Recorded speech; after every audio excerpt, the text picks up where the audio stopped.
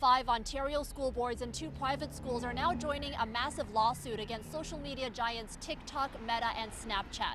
Collectively, this is now close to a dozen educational institutions who say social media is having a negative impact on its students and staff, and it's time to hold the companies accountable. We have students that are dealing with increased levels of stress, depression, anxiety. Many are dealing with low self-esteem. We've seen in our board an increase in eating disorders. And there's other serious incidents, including sexual exploitation. Troubling observations from the Director of Education for the Ottawa Catholic School Board.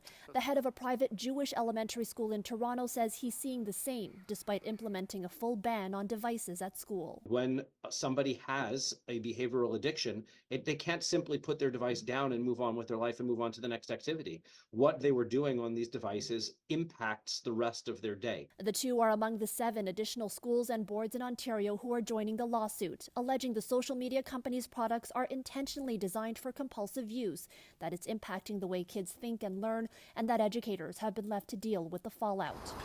In March, 4 of Ontario's largest school boards, including the Toronto District School Board, announced a $4.5 billion lawsuit against the tech giants. These additional claims total nearly $2.6 billion.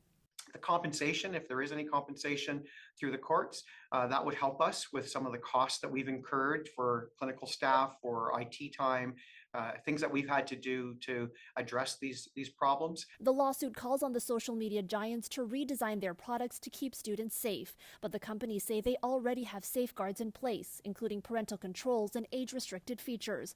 All 3 tell CityNews in statements that they continually evaluate these tools.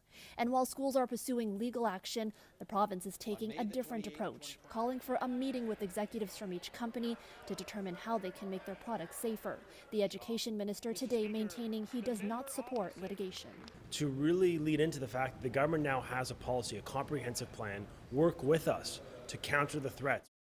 Now, pursuing these claims will not cost the schools or school boards anything unless they are successful. It could take years for the process to play out in court. In Toronto, Erica Natividad, City News.